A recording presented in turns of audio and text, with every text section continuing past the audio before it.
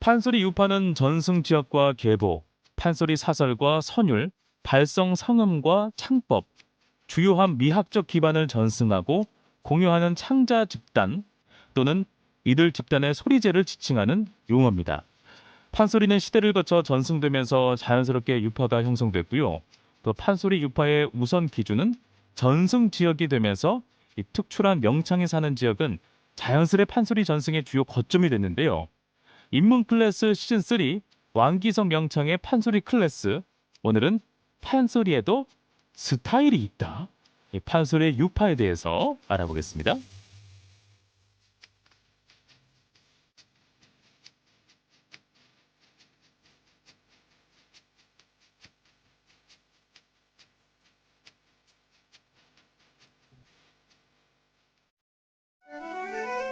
전주대학교 한국고전학연구소 온다라 인문학센터와 함께 우리 주변에 살아있는 이야기를 쉽고 다양하게 즐기는 인문 클래스 시즌 3 왕기성 명창의 판소리 클래스. 40여 년 소리꾼의 길을 걸어온 시대의 명창 왕기성 명창과 함께하겠습니다. 안녕하세요. 반갑습니다. 안녕하세요. 네, 자 인문 클래스 시즌 3 왕기성 명창의 판소리 클래스 3강입니다. 날이 갈수록 인기가 굉장히 높아지고 있어요. 네. 자 오늘은 어떤 이야기로 채워볼까요? 오늘은 판소리의 법통, 네. 유파에 대해서 하하. 한번 살펴보도록 하겠습니다. 유파를 뭐 요즘 시대의 단어로 얘기하자면 뭐 스타일이다. 그렇습니다. 그렇죠. 네. 먼저 이 판소리라는 것은 과연 무엇인지 우리가 모르는 사람은 없을 텐데 네. 그 정의를 과연 어떻게 내릴까는 궁금했어요. 그래서 네. 명창님께서는 이 판소리를 어떻게 정의하실까 또 궁금하기도 하고요. 네, 판소리는요. 네. 판이라는 단어와 네. 소리가 합쳐진 아 그래요? 복합 명사입니다. 그런데 이 판이라는 것은 예. 많은 사람들이 모인 가운데에서 네. 특수한 행위가 이루어지는 특별한 장소를 판이라고 얘기합니다. 그러니까 판을 짠다 할 때 그 판이랑 동일한 거네요. 그렇습니다. 그래서 많은 사람들이 모인 가운데에서 예. 소리를 하면 소리판이 되는 거예요.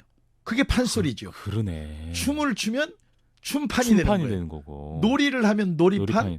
유수를 두면 윷판, 구슬하면 굿판. 그렇게 나온 거예요? 그럼요.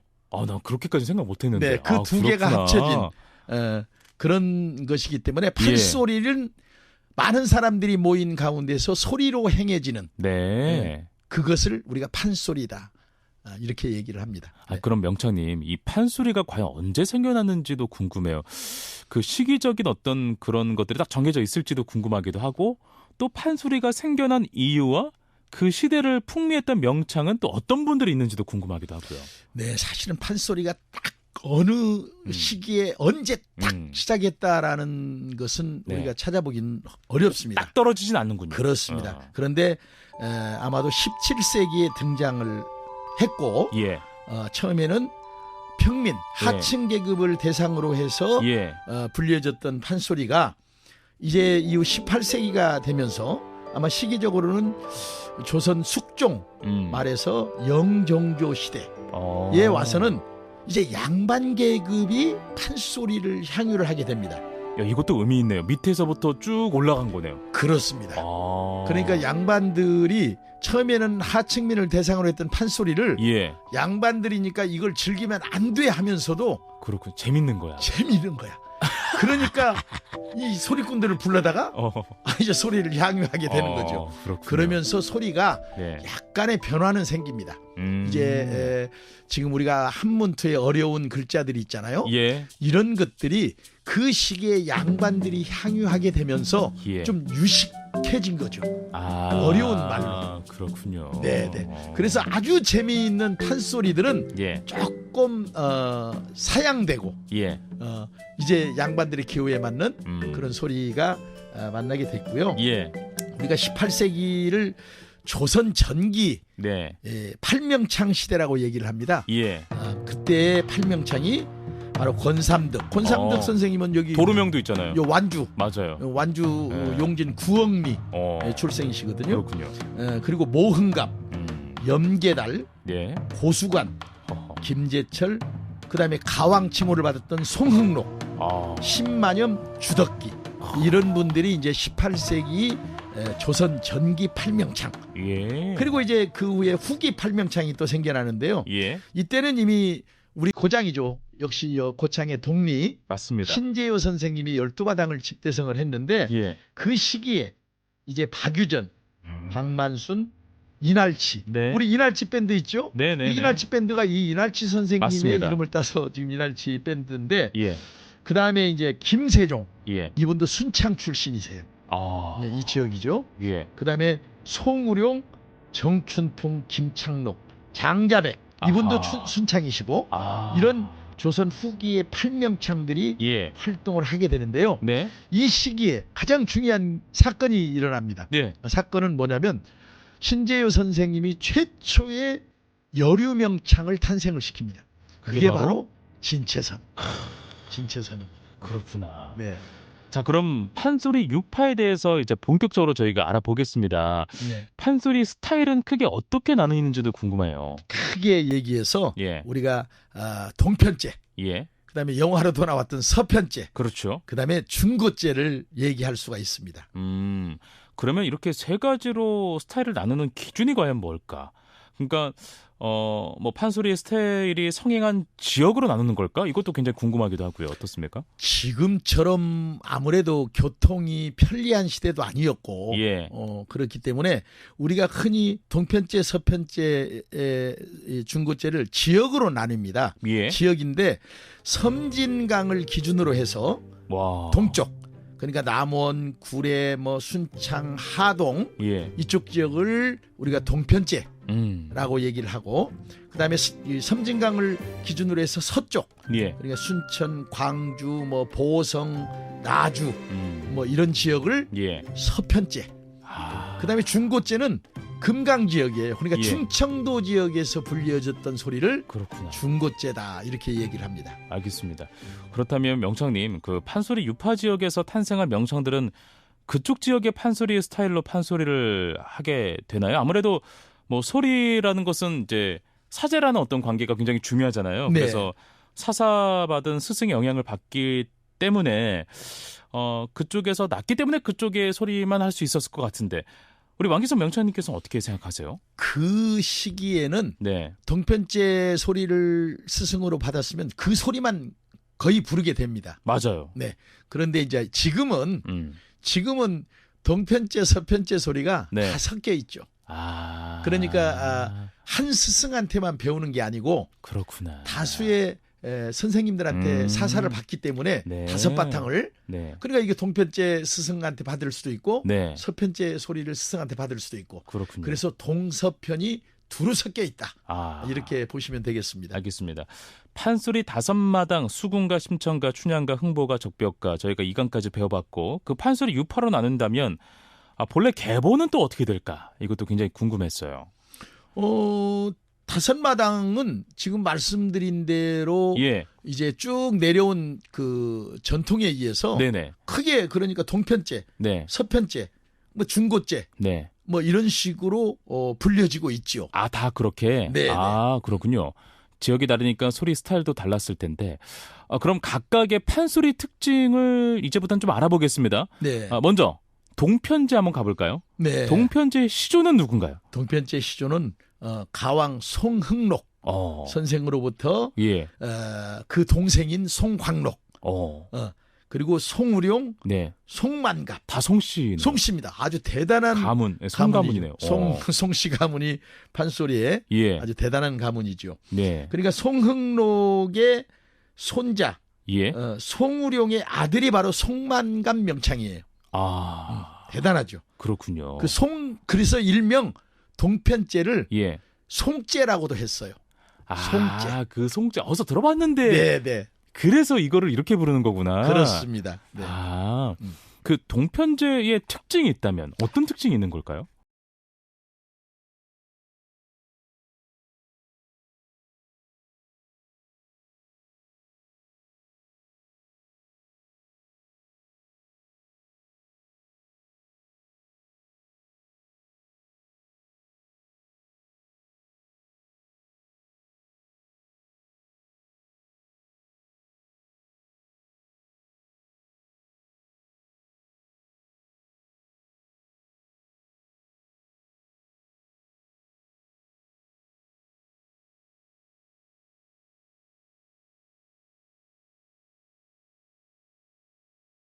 한번 좀 들어보고 싶은데 라고 생각하는 분들이 분명히 계실 것 같아서 동편제 스타일을 잘 보여주는 판소리 한번 만나보겠습니다. 어떤 곡일까요? 정말 귀한 음반이에요. 네. 아마 음질은 지금보다는 떨어질지는 몰라도 예. 그때 당시에 활동했던 우리 송만감 명창의 소리를 여러분 만나보시겠습니다. 아, 이거는 진짜 우리 왕기성 명창님께 직접 CD를 들고 오셨어요. 그렇습니다. 네, 저희가 한번 플레이를 하겠습니다. 네.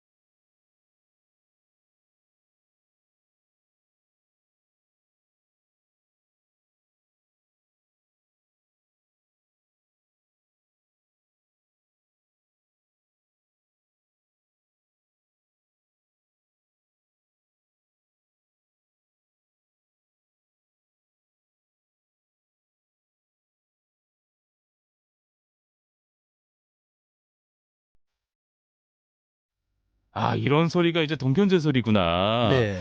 아, 왕기성 명창의 판소리 클래스, 송만갑 명창의 동편제 소리 여러분들 만나고 왔습니다. 네.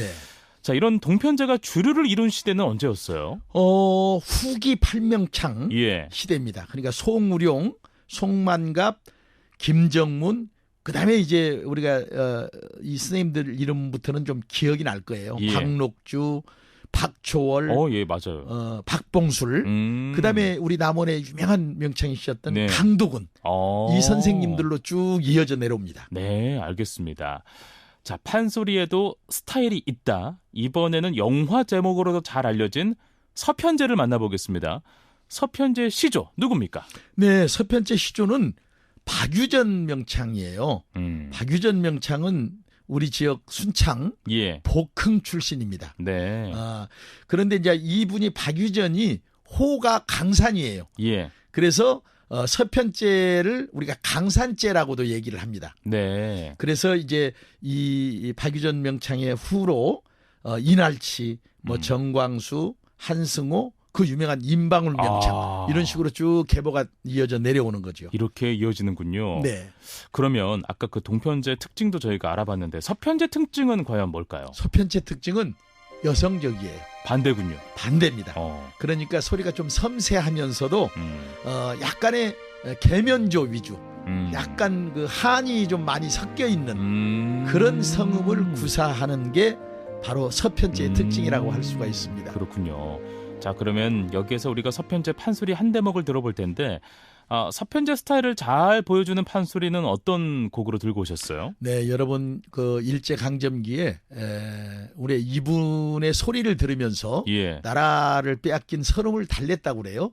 그 유명한 임방울 명창의 쑥대머리를 네. 만나보겠습니다. 직접 가져오신 음원으로 네. 함께 청해 듣겠습니다. 네.